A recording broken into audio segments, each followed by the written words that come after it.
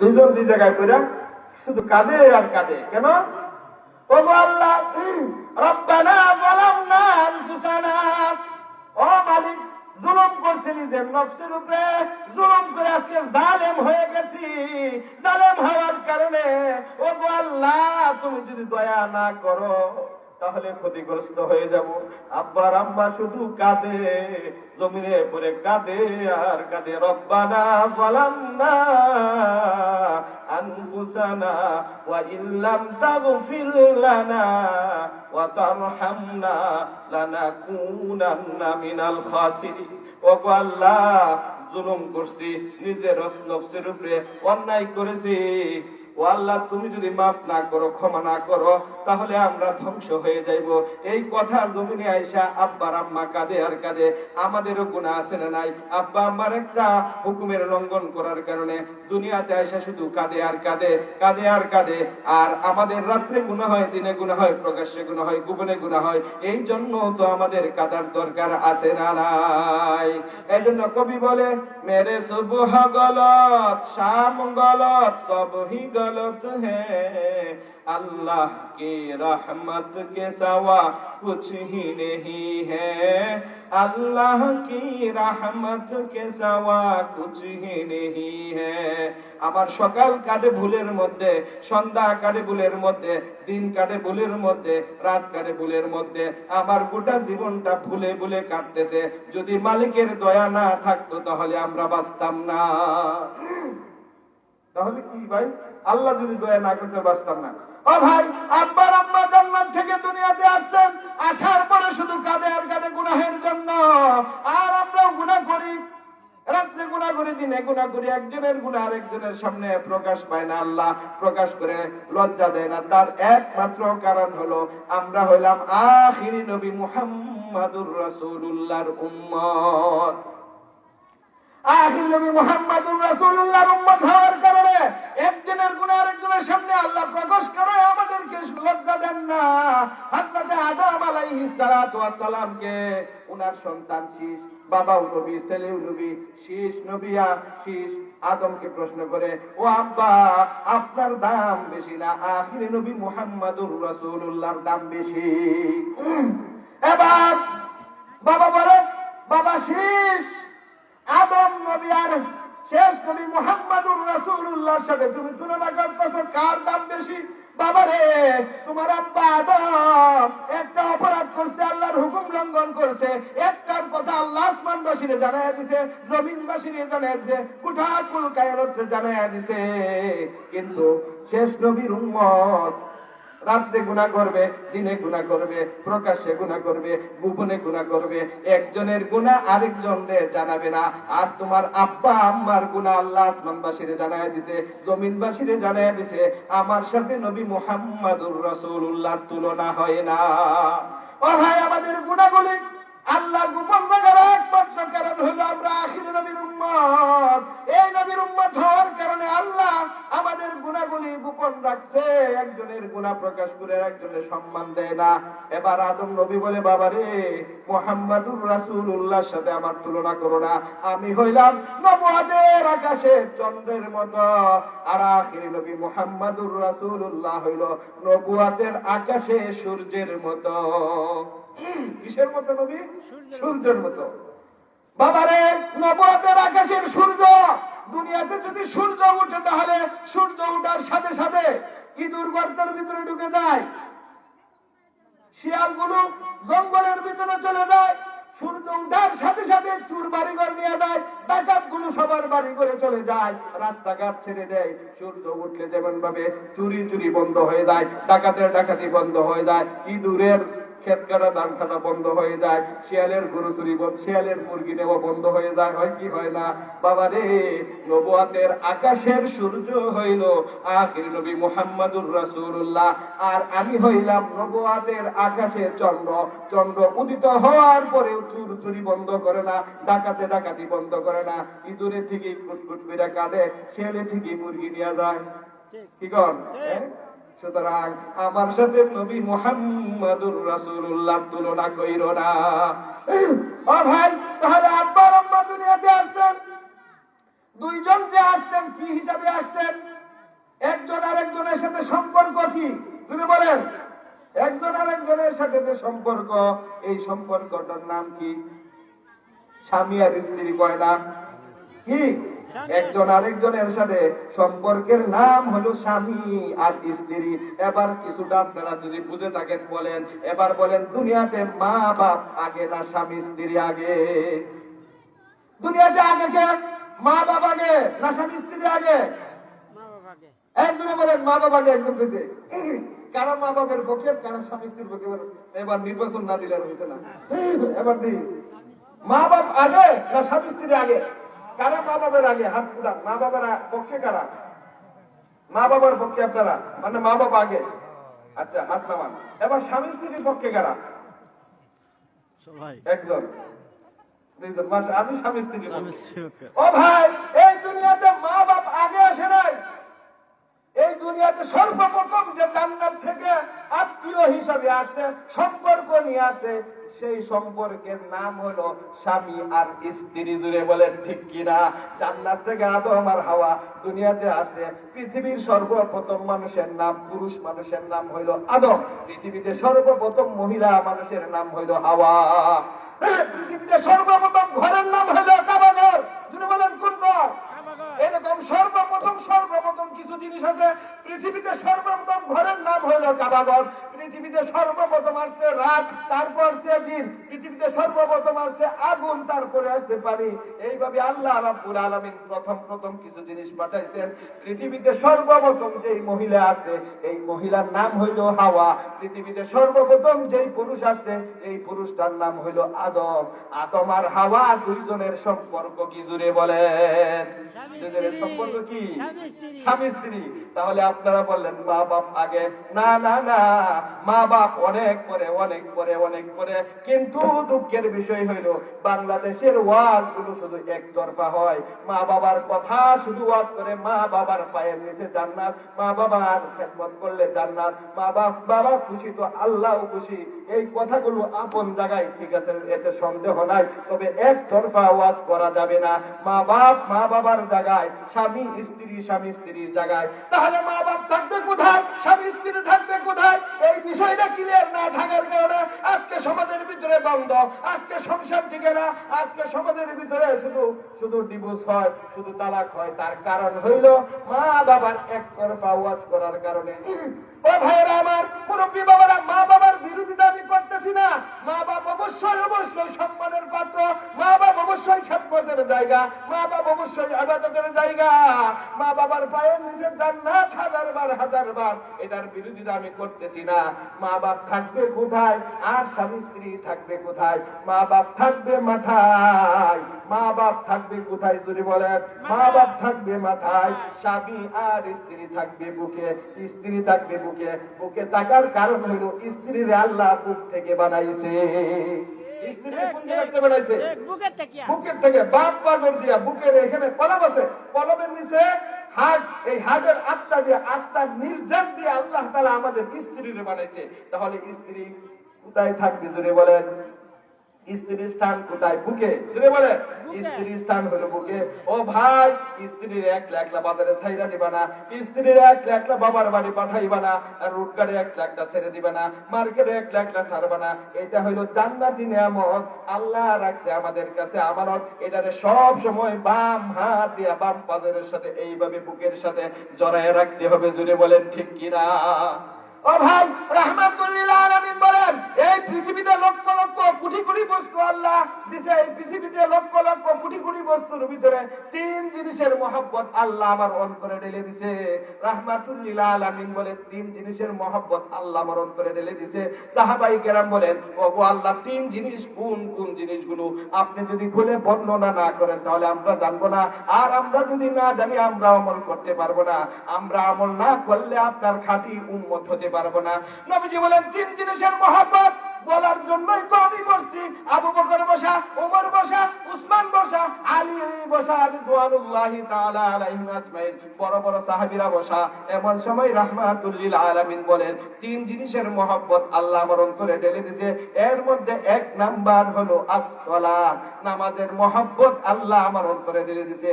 দুই নাম্বার হইল আত্মিব, খুশবুর মহব্বত আল্লাহ আমার অন্তরে ঢেলে দিয়েছে।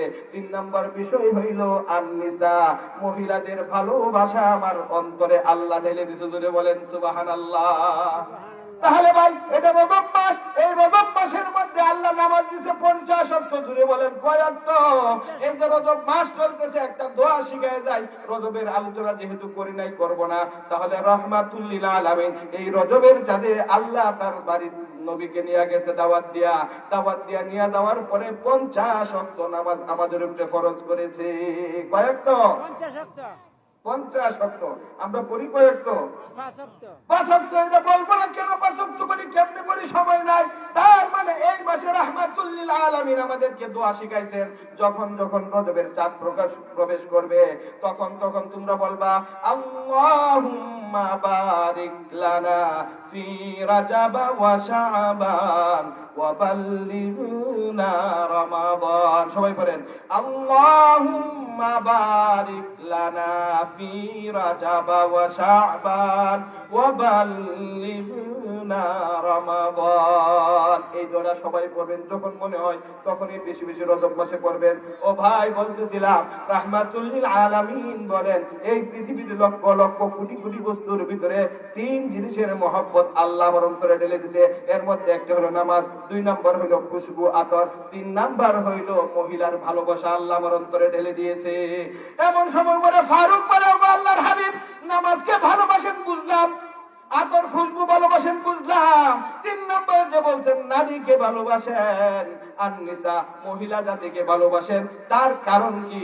উমরে ফারুক এই প্রশ্নের সাথে সাথে আবু বকর রাদিয়াল্লাহু তাআলা আনহু বলেন, উমর ভাই, প্রশ্ন করার আর সুযোগ তুমি পাইলা না, রাহমাতুল লিল আলামিনের ভালোবাসার বিষয়গুলো বলতে দাও, তুমি কেন এই মুহূর্তে প্রশ্ন করলা? রাহমাতুল লিল আলামিন বলেন, আবু বকর, উমরকে বাধা দিবা না, উমর সাধারণ না। উমর যে প্রশ্ন করেছে আজকের দিনের প্রশ্ন না, 1400 বছর পরে আখিরুজ জামান, জামানার শেষ দিকে আয়েশা কিছু নাস্তিক মুরতাদ হবে। এই নাস্তিক মুরতাদরা আমার চরিত্রের উপরে প্রশ্ন উঠাইবে, রাহমাতুল লিল আলামিন কেন মহিলাকে ভালোবাসতেন, রাহমাতুল লিল আলামিন কেন এত বিবাহ করেছেন? এই প্রশ্ন আজকের দিনের না, 1400 বছর পরে বাংলাদেশ নামক দেশ হবে, ওইখানে কিছু নাস্তিক হবে, মুরতাদ হবে। এই নাস্তিক মুরতাদরা আমার নবীর চরিত্রের উপরে প্রশ্ন উঠাইবে, আজকের দিনের প্রশ্ন না। রাহমাতুল লিল আলামিন বলেন, ওমর রে, আমি যে নারীকে ভালোবাসি তার কারণ হইল তিনটা। কয়টা? তিনটা। প্রথম বলছে পৃথিবীতে লক্ষ লক্ষ কোটি কোটি বস্তুর ভিতরে তিন জিনিসের মহব্বত অন্তরে ঢেলে দিয়েছে। তিন নম্বর হলো নারী। নারীকে ভালোবাসার কারণ হিসাবে নবীজি বলেন, তিন কারণে আমি নারীকে ভালোবাসি। ও ভাই, নবীজি নারীকে ভালোবাসেন, আমাদের নারীকে ভালোবাসার দরকার আছে না নাই? না খালি পিটাইমু, তরকারির লবণ কম কেয়া, জাল বেশি হয়েছে কেয়া, বাবার বাড়ির খালি পাড়ায় দিব বকা দিয়া, যা তোর বাবার বাড়িতে যা, আমার ছেলের গোসল ঠিক মতো হয় নাই কেন, খাবার দাবার ঠিক মতো দেওয়া নাই কেন, গোসল ঠিক মতো করাও নাই কেন, এইরকম করে খালি পিটাইমু আর বকা দিমু। তাহলে রাহমাতুল লিল আলামিন বলেন, নারীকে তিন কারণে ভালোবাসি। কয় কারণে? তিন কারণে। আমরা কি ভালোবাসার দরকার আছে না নাই? আছে। ও ভাই, নারীকে আল্লাহ জান্নাত থেকে পাঠাইছে, জান্নাতি আত্মীয়। স্বামী আর স্ত্রী কোন জায়গার আত্মীয়? জান্নাতে। জান্নাতি আত্মীয়, জান্নাতি কুটুম। এটা সাধারণ কুটুম না, আত্মীয় না। জান্নাতি সম্পর্কের নাম হলো স্বামী আর স্ত্রী। তাহলে বাবা আর মার সম্পর্ক, এটা কি সম্পর্ক? এই সম্পর্কের নাম হলো রক্তের সম্পর্ক। এবার কোনটা বেশি দাম? রক্তের সম্পর্কের দাম বেশি না আত্মার আত্মীয়র দাম বেশি, না জান্নাতি কুটুমের দাম বেশি? এটা আর বলার সময় নাই। ও ভাই, বলতেছিলাম রাহমাতুল লিল আলামিন তিন কারণে নারীকে ভালোবাসেন। এর এক নাম্বার কারণ হলো নারী হলো মায়ের জাতি। নারী কিসের জাতি? মায়ের জাতি।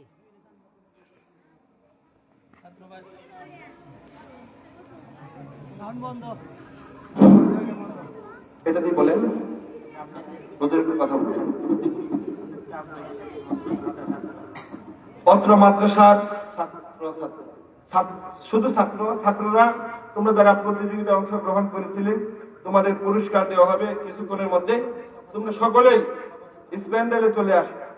মাদ্রাসার সকল ছাত্ররা তোমাদের পুরস্কার দেওয়া হবে, তোমরা অতি তাড়াতাড়ি স্প্যান্ডেলে চলে আসো। তো ভাই বুঝে ফেলতেছি ছাত্ররা আস্তে আস্তে রাহমাতুল্লিল আলামিন বলেন এই পৃথিবীতে লক্ষ লক্ষ কোটি কোটি বস্তুর ভিতরে তিন জিনিসের মহব্বত আল্লাহ আমার অন্তরে ঢেলে দিয়েছে। এক নাম্বার নামাজ, দুই নাম্বার হলো খুশবু, তিন নাম্বার হলো নারী মহিলা জাতি। মহিলা জাতিকে কেন ভালোবাসেন উমরে ফারুক রাদিয়াল্লাহু তাআলা আনহু বলেন ওগো আল্লাহর হাবিব নারীকে কেন ভালোবাসেন তার কারণটাও জানতে চাই। আপনারাও জানবেন নারীকে কেন ভালোবাসেন, কেন ভালোবাসবো আমরা, নবী কেন ভালোবাসেন? রাহমাতুল্লিল আলামিন বলেন আবু বকর উমর সাধারণ না, উমর যেদিকে হেঁটে যায় শয়তান পর্যন্ত ভেগে যায়, শয়তান রাস্তা ছেড়ে যায়। উমর যখন রাস্তা দিয়ে হাঁটতো তখন বলতো হাম বাতিল মিটানি আই হে হাম বাতিল মিটা কর দম লেঙ্গে, হাম বাতিল মিটানি আই হে হাম बातिल मिटा कर दम लेंगे। हम एक अल्लाह की कायल है, कुरान हमारा मजहब है। हम बातिल मिटानी आई है, हम बातिल मिटा कर दम लेंगे। बोले मरहबा लिल्लाहि तकबीर। তিন কারণে আমি নারীকে ভালোবাসি। এর এক নাম্বার কারণ হলো নারী জাতি হলো মায়ের জাতি। নারী জাতি কিসের জাতি? নারী জাতি হলো মায়ের জাতি। রাহমাতুল্লিল আলামিন বলেন আবু বকর রে আমারও তো মা ছিল, বাইন্দুলটা নরম করে দেন, দেখেন একটু চোখ দিয়ে পানি আসেনি। রাহমাতুল্লিল আলামিন বলেন ওমর রে নারীকে ভালোবাসার তিন কারণে এক নাম্বার কারণ হলো আমি রাহমাতুল্লিল আলামিন মার পেট দিয়া দুনিয়াতে আসছি, কিন্তু আজকে আমি তোমাদেরকে মা বাবার খেদমত করার ওয়াজ মৌখিক ভাবে শোনাই। আল জান্নাতু তাহতা আকদামিল উম্মাহাত, তোমাদেরকে আমি ওয়াজ করি মায়ের পায়ের নিচে জান্নাত। মা বাপ খুশি, রিদাল ওয়ালিদি ফি রিদাল ওয়ালিদি ওয়া সাখাতুর রাব্বি ফি সাখাতিল ওয়ালিদ। মা বাপ খুশি তো আল্লাহ খুশি, মা বাপ নারাজ তো আল্লাহ নারাজ। এই কথাগুলো মৌখিক ভাবে বলি। উমর রে আমার তো মা ছিল, মার পেট দিয়ে দুনিয়াতে আসছি, আজকে আমার মা নাই। 6 বছর বয়সে মা হারাইলাম, জন্মের পূর্বে বাবা হারাইলাম। আজকে যদি আমার মা থাকতো মার খেদমত আমি নিজে মার কাপড় ধুয়ে দিয়ে, মার চুলগুলো ধুয়ে দিয়ে, মার পা ধুয়ে দিয়ে, মাকে গোসল করে, মার আদর সোহাগ করে, মার খেদমত করে করে আমি তোমাদেরকে হাতে কলমে শিক্ষা দিতাম। আজকে আমার মা নাই, আমি মার খেদমত করতে পারতেছি না। ওমর রে আমি যে মহিলাকে ভালোবাসি, নারী জাতিকে ভালোবাসি, তার এক নাম্বার কারণ হইল নারী জাতি হইল মায়ের জাতি। যদি বলেন ঠিক কিনা?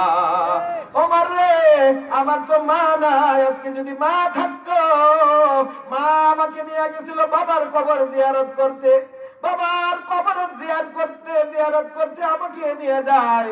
মা বলে এটা অমুক, এটা অমুক। মার কুলে উঠে যায়, কখনো কুলে উঠি, কখনো হেঁটে হেঁটে যায়। মা দূর পাহাড়ের কাছে গিয়ে বলে বাবা রে ও বাবা নাম কুল থেকে না, এই যে দেখ সামনে একটা উঁচা জায়গা দেখে যায়, এইখানে তোমার বাবা চিরশায়ীর চির ঘুমে নিদ্রায় আছে, যাও কবরের পাশে গিয়া সালাম দাও আর বলো বাবা আমি না তোমার মুহাম্মদ আসছি, আমার একটু কুলে নাও।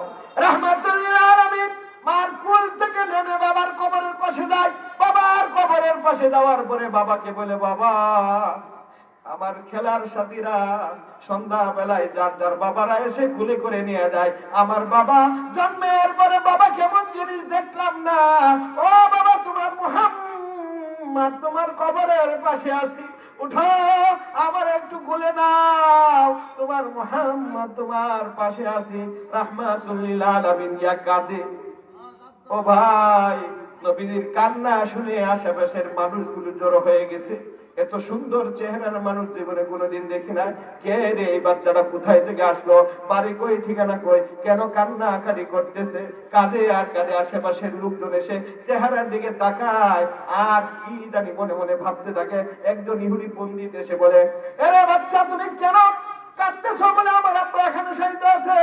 বাড়ি কই? অমুক জায়গা। জায়গায় বাড়ি, তোমার সাথে কে আসছে? বলে আমার আম্মু আসছে। তোমার আম্মু কই? বলে আম্মু তো দূরে দাঁড়িয়ে আছে।